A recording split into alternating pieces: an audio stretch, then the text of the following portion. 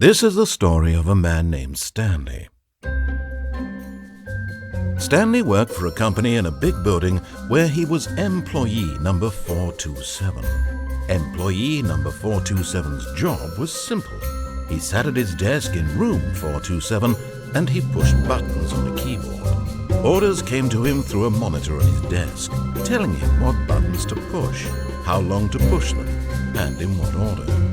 This is what employee 427 did every day of every month of every year.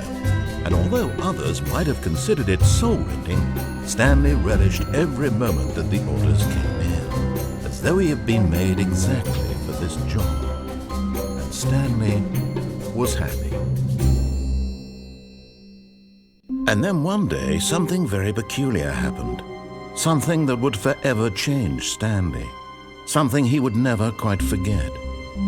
He had been at his desk for nearly an hour when he realized that not one single order had arrived on the monitor for him to follow. No one had showed up to give him instructions, call a meeting, or even say hi. Never in all his years at the company had this happened, this complete isolation. Something was very clearly wrong. Shocked, frozen solid, Stanley found himself unable to move for the longest time. But as he came to his wits and regained his senses, he got up from his desk and stepped out of his office.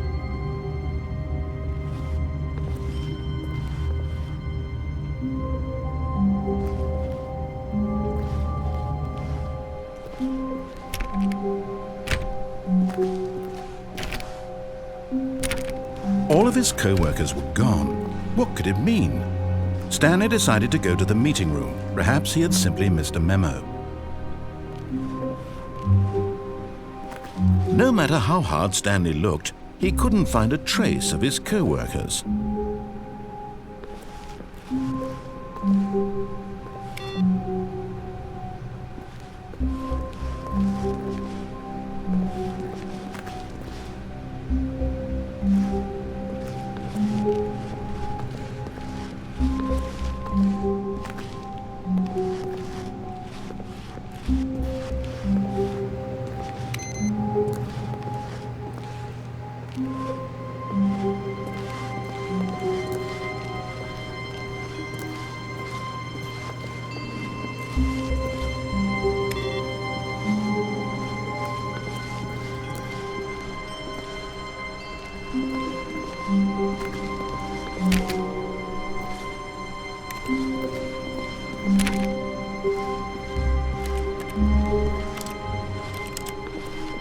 When Stanley came to a set of 2 open doors, he entered the door on his left.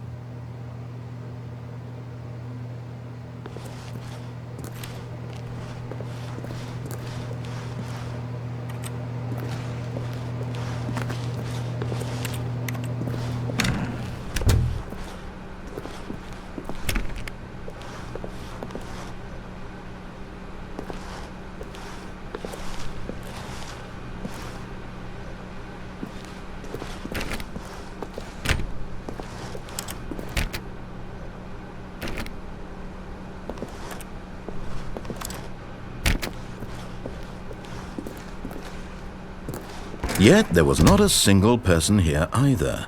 Feeling a wave of disbelief, Stanley decided to go up to his boss's office, hoping he might find an answer there.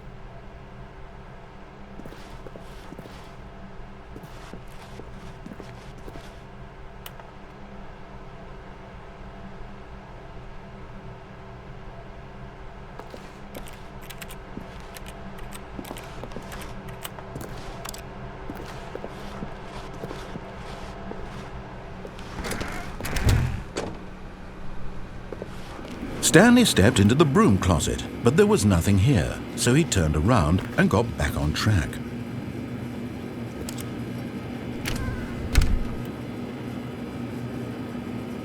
There was nothing here.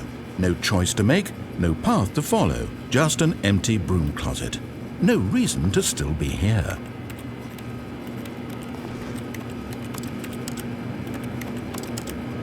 It was baffling that Stanley was still just sitting in the broom closet. He wasn't even doing anything.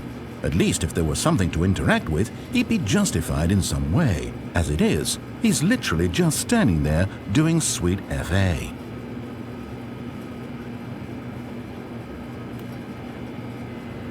Are you really still in the broom closet? Standing around doing nothing? Why? Please offer me some explanation here. I'm genuinely confused.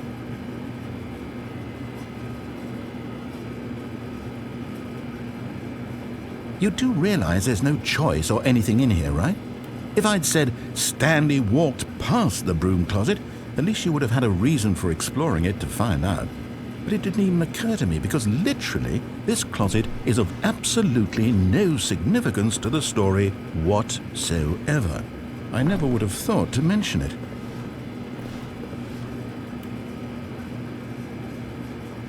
Maybe to you this is somehow its own branching path.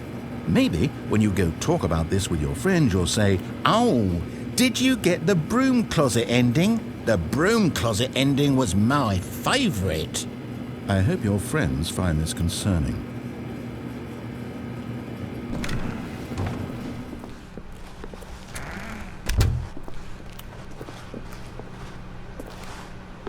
Coming to a staircase, Stanley walked upstairs to his boss's office.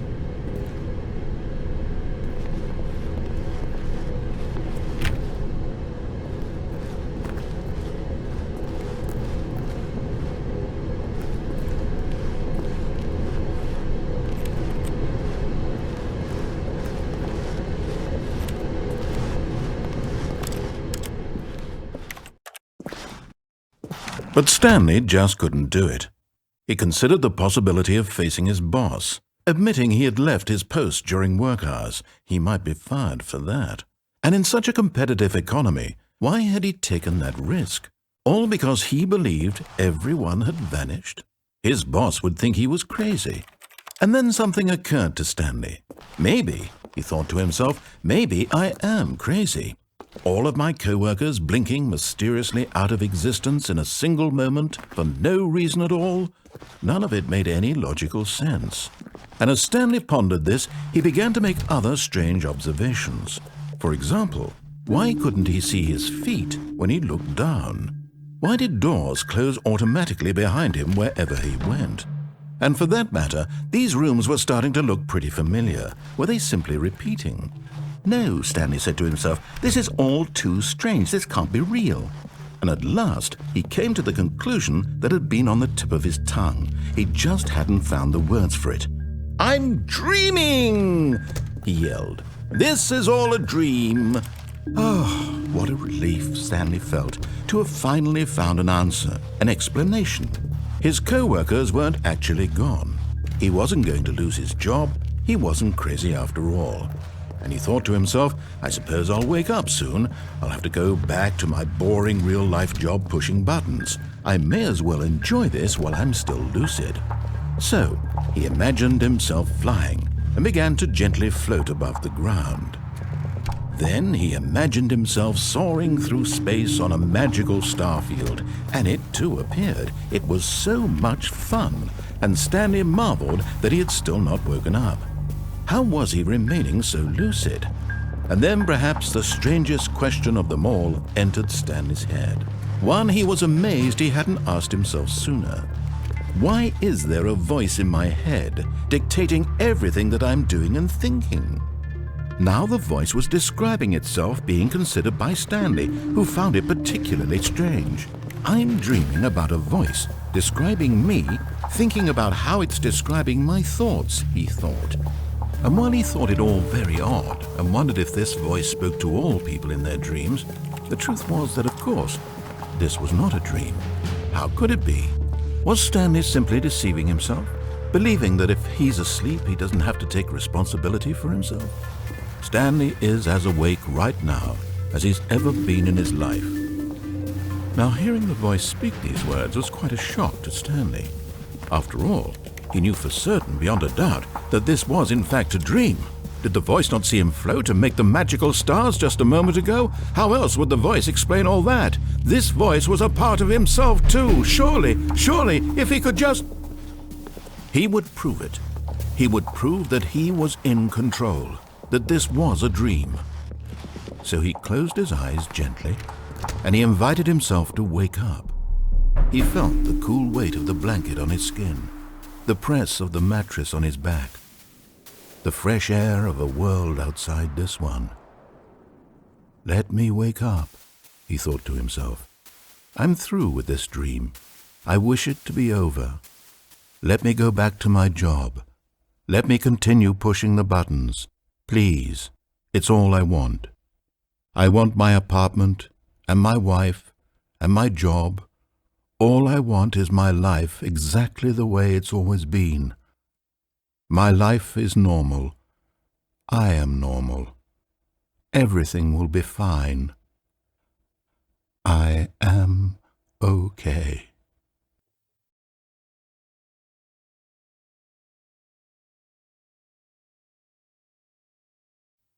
Stanley began screaming. Please, someone, wake me up. My name is Stanley. I have a boss. I have an office. I am real. Please, just someone tell me I am real. I must be real. I must be. Can anyone hear my voice? Who am I? Who am I? And everything went black.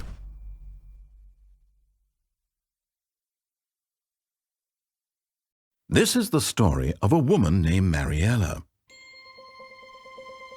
Mariella woke up on a day like any other. She arose, got dressed, gathered her belongings, and walked to her place of work. But on this particular day, her walk was interrupted by the body of a man who had stumbled through town talking and screaming to himself, and then collapsed dead on the sidewalk. And although she would soon turn to go call for an ambulance, for just a few brief moments she considered the strange man. He was obviously crazy, this much she knew. Everyone knows what crazy people look like.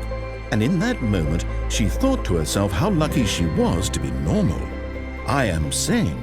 I am in control of my mind. I know what is real and what isn't. It was comforting to think this, and in a certain way, seeing this man made her feel better.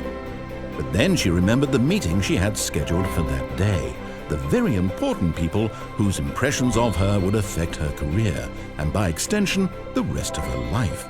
She had no time for this, so it was only a moment that she stood there, staring down at the body.